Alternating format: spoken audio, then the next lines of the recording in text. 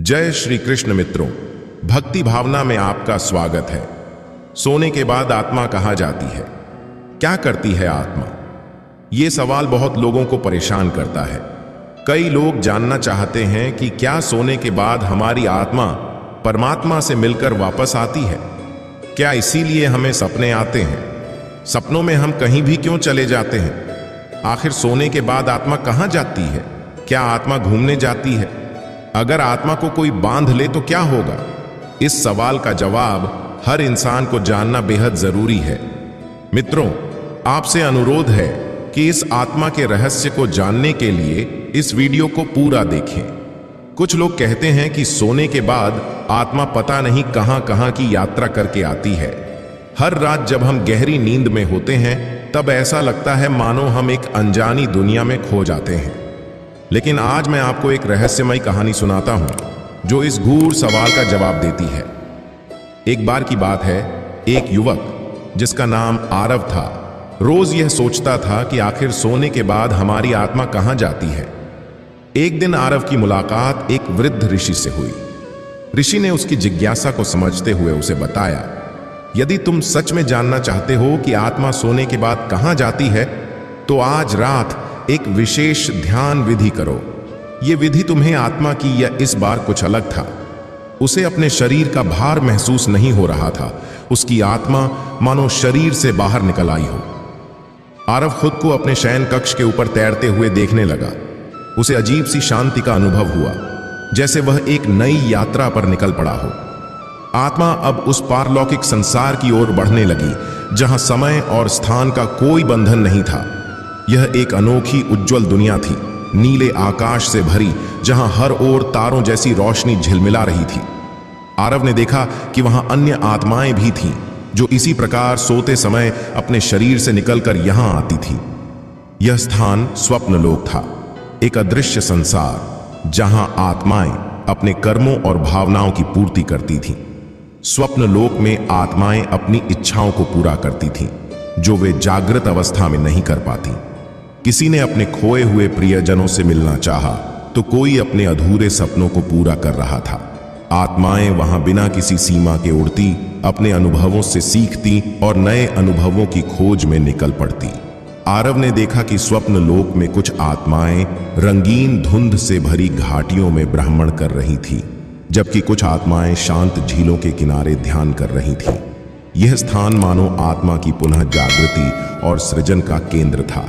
वहीं आरव को एक देवदूत मिला जिसने उसे बताया, यह वह संसार है जहां हर आत्मा सोने के बाद यात्रा करती है। यह संसार तुम्हारी भावनाओं और विचारों का प्रतिबिंब है। जब तुम सोते हो तुम्हारी आत्मा यहां आकर खुद को फिर से जीवित करती है, अपने अनुभवों से जुड़ती है और अपने अगले दिन के लिए ऊर्जा संचित करती है। आरव को यह जानकर अचंभा हुआ कि यह यात्रा आत्मा को उसकी आत्मिक प्रगति की दिशा में मार्गदर्शन करती थी। स्वप्न लोक में उसकी आत्मा ने कई अनुभव किए। उसने अतीत के रहस्यों को समझा, अपने भीतर के डर और दुविधाओं का सामना किया। वह जान गया कि हर सपना, हर अनुभव एक संदेश होता है जो आत्मा की गहराई से आता है। जब सुबह हुई, आरव की आत्मा फिर से उसके शरीर में वापस आ गई। वह उठा, लेकिन अब उसके भीतर एक नई समझ थी।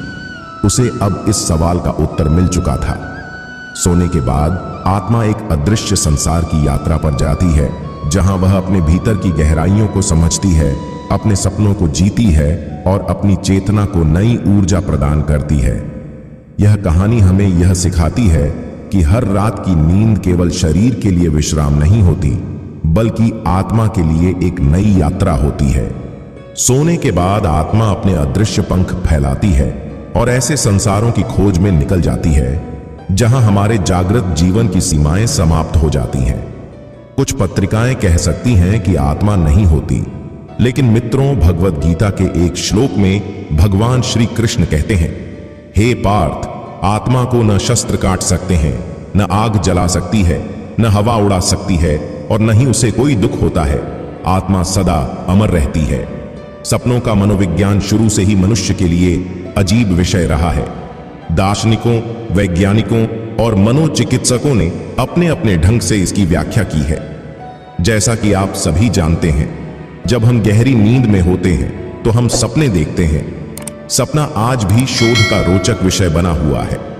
जब हम रात में सोते हैं तो उस समय आत्मा का क्या होता है? क्या वह शरीर में रहती है या कहीं चली जाती है? ऐसे कई सवाल होते हैं जिनका जवाब इंसान जानना चाहता है।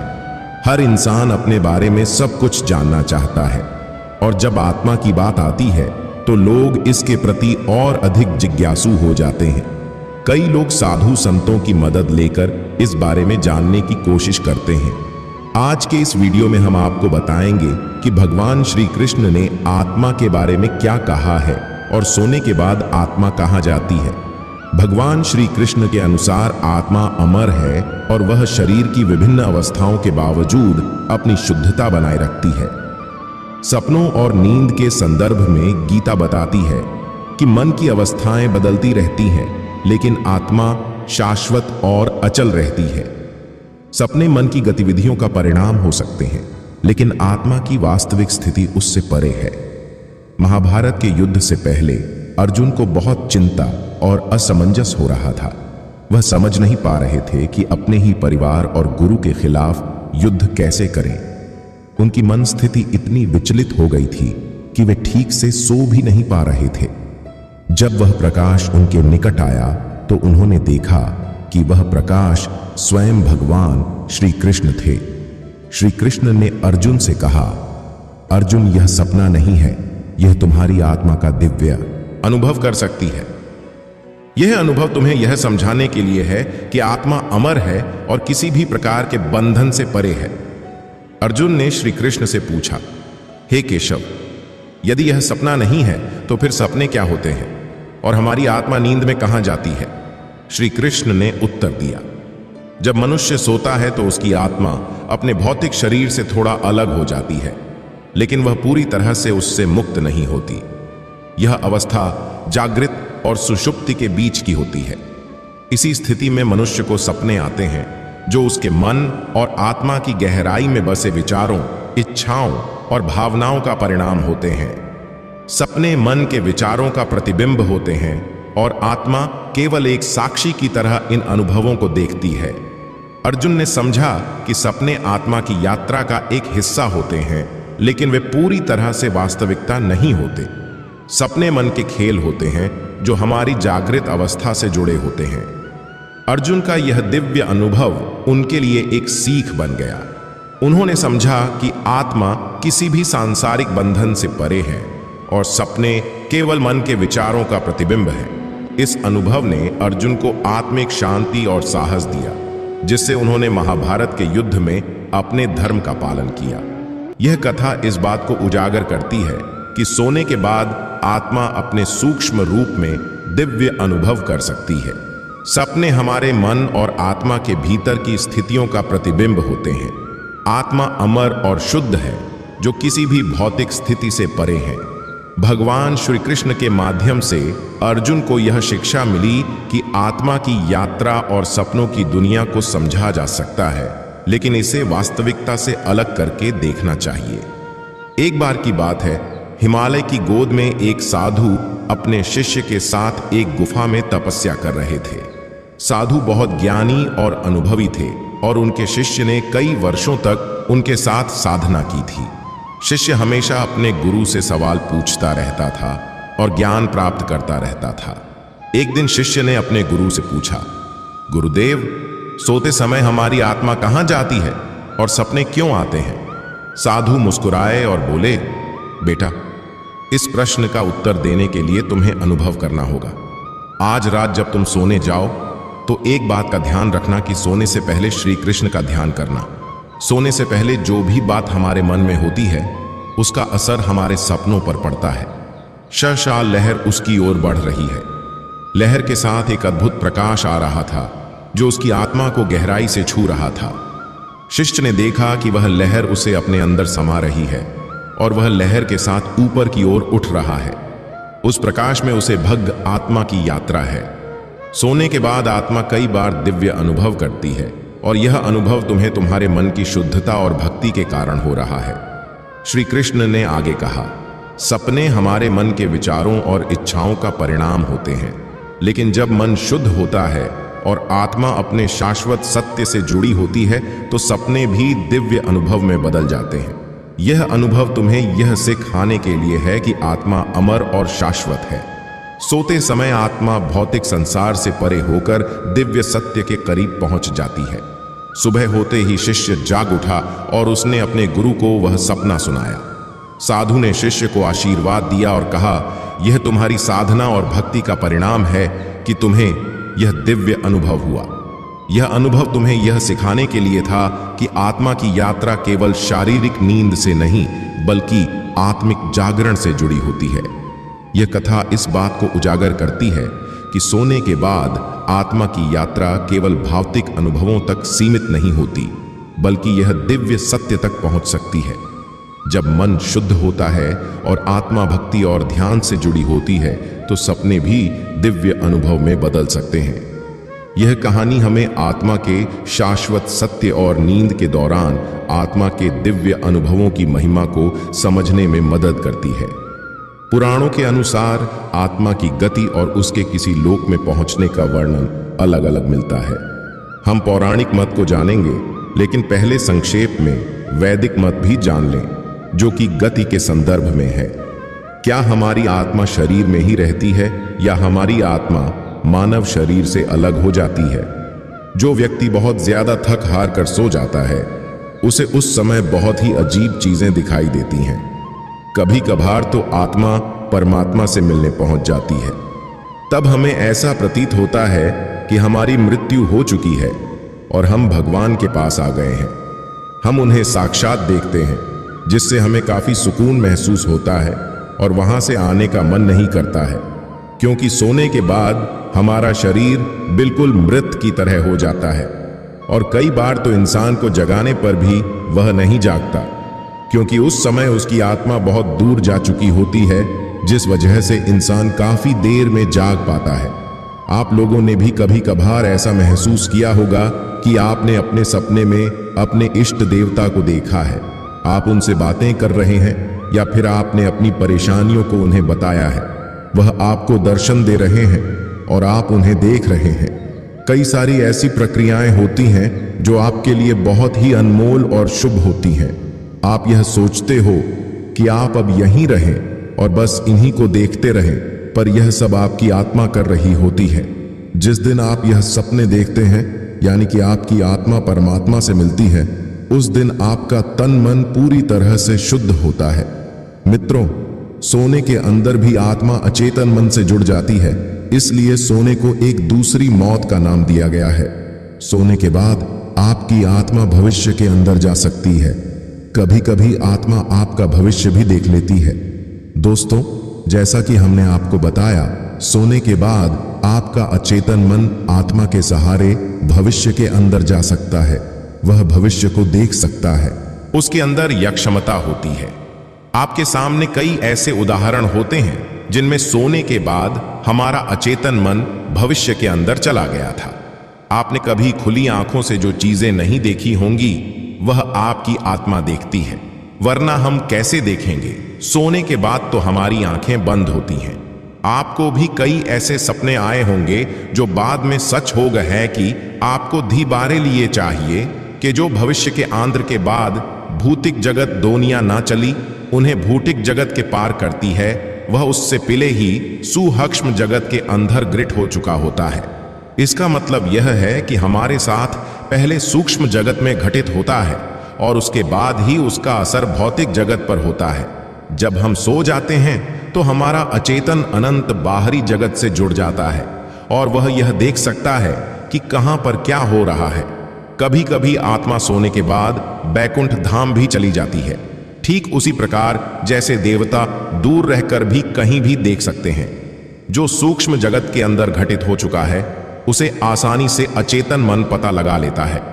भविष्य बताने वाले सपनों के अंदर हमारा अचेतन मन उस स्थान पर जाकर देख सकता है, या यह कह सकते हैं कि वह उस स्थान पर यही से देख सकता है। गौतम बुद्ध के जन्म से पूर्व उनकी माता महामाया ने स्वप्न देखा था कि 6 दांतों वाले हाथी ने उनके शरीर में प्रवेश किया है। स्वप्न शास्त्रियों ने इसकी व्याख्या करते हुए बताया था कि जन्म लेने वाला शिशु या तो चक्रवर्ती सम्राट होगा या महान संत। भविष्य में यह बात सत्य हुई। रात के अंतिम प्रहर में देखे गए ऐतिहासिक स्वप्न का उल्लेख है। महावीर ने स्वप्न में पिशाच की मौत, सफेद पंछी, कोयल, फूलों के हार, बैल, कमल के फूलों का सरोवर, समुद्र, रवि की किरणें, बाहों में लिपटा पर्वत तथा मेरू पर्वत की चढ़ाई देखी। उसी गांव के ज्योतिषी ने 9 स्वप्नों का विश्लेषण किया और बताया था 2 फूलों के हार वाले एक स्वप्न का विश्लेषण। महावीर ने स्वयं बताया था कि यह गृहस्थ और सन्यास दोनों में विश्वास जगाने का बोध है। आत्मा हमारे शरीर में ही रहती है, केवल हमारा शरीर सो रहा होता है। सभी आंतरिक गतिविधियां चलती रहती हैं, दिमाग का सिर्फ एक हिस्सा सो रहा होता है और उसकी आपातकालीन सेवाएं जारी रहती हैं। सोते समय हमारा दिमाग सोचना बंद कर देता है, आत्मा चेत न मन लगातार काम कर रहे हैं। अगर हम विज्ञान की बात करें तो विज्ञान इस बारे में बहुत कुछ बोलता है, क्योंकि बहुत सारे प्रयोग किए गए और उन प्रयोगों के आधार पर यह हमें बताता है कि जब हम सोते हैं तो हम अनु जगहों पर जहां हमने पिछले जन्मों में जन्म लिया था। इससे संबंधित शरीर छोड़ने के बाद आत्मा की यात्रा के बारे में विभिन्न धार्मिक और दार्शनिक मान्यताएं हैं। हिंदू धर्म में यह मान्यता है कि आत्मा जन्म और मृत्यु के चक्र से गुजरती रहती है, जिसे संसार या पुनर्जन्म कहते हैं। शरीर के निष्क्रिय हो जाने के बाद आत्मा एक नए शरीर में जन्म लेती है। इस प्रक्रिया को पुनर्जन्म कहते हैं। इस यात्रा के दौरान आत्मा अपने कर्मों के अनुसार अगले जन्म में अनुभव प्राप्त करती है। इस परंपरा के अनुसार यदि आत्मा ने अपने पूर्व जन्मों में अच्छे कर्म किए हैं तो वह उन्नत या सुखद स्थिति में जन्म लेगी। इसके विपरीत यदि उसने बुरे कर्म किए हैं तो उसे कठिन परिस्थितियों का सामना करना पड़ सकता है। इस प्रक्रिया को मोक्ष या निर्वाण के माध्यम से समाप्त किया जा सकता है, जिसमें आत्मा जन्म और मृत्यु के चक्र से मुक्त हो जाती है और परमात्मा या ईश्वर के साथ एकाकार हो जाती है। शरीर छोड़ने के बाद आत्मा की यात्रा और उसके गंतव्य के बारे में कई धार्मिक और दार्शनिक मान्यताएं हैं। विशेष रूप से हिंदू धर्म, जैन धर्म, बौद्ध धर्म और अन्य धर्मों में इस विषय पर गहरे विचार मिलते हैं। हिंदू धर्म के अनुसार आत्मा अमर है और यह जन्म मृत्यु के चक्र से गुजरती रहती है। जब कोई व्यक्ति मरता है तो आत्मा शरीर को छोड़ देती है और अपने कर्मों के आधार पर नया शरीर प्राप्त करती है। इस प्रक्रिया को पुनर्जन्म कहा जाता है। कई मान्यताओं के अनुसार सपने हमारी आत्मा के गहरे स्तरों से जुड़े होते हैं। सपनों में हम कभी कभी अपने पिछले जन्मों के अनुभव, अपनी अधूरी इच्छाएं या भविष्य के संकेत देख सकते हैं। माना जाता है कि आत्मा जब सूक्ष्म अवस्था में होती है तो वह अलग अलग अनुभवों को देखने और महसूस करने में सक्षम होती है, जिन्हें हम सपने के रूप में अनुभव करते हैं। वैज्ञानिक दृष्टि से सपने हमारे मस्तिष्क की गतिविधियों का परिणाम होते हैं। जब हम सोते हैं तो मस्तिष्क विभिन्न विचारों, स्मृतियों और अनुभवों को प्रोसेस करता है, जो हमें सपनों के रूप में दिखाई देते हैं। REM rapid eye movement sleep के दौरान मस्तिष्क सबसे अधिक सक्रिय होता है और इसी अवस्था में ज्यादातर सपने आते हैं। सपने कई बार हमारे दैनिक जीवन की घटनाओं, तनाव, इच्छाओं और भावनाओं का प्रतिबिंब होते हैं। ये मस्तिष्क के प्रयास होते हैं कि वह दिन भर की जानकारी को समझ सके और उसे व्यवस्थित कर सके। नींद के दौरान आत्मा सूक्ष्म अवस्था में होती है और वह पूरी तरह से शरीर से अलग नहीं होती। सपने हमारे मन और मस्तिष्क की गहरी प्रक्रियाओं का परिणाम होते हैं, जो विभिन्न धार्मिक और वैज्ञानिक दृष्टिकोण से समझे जा सकते हैं।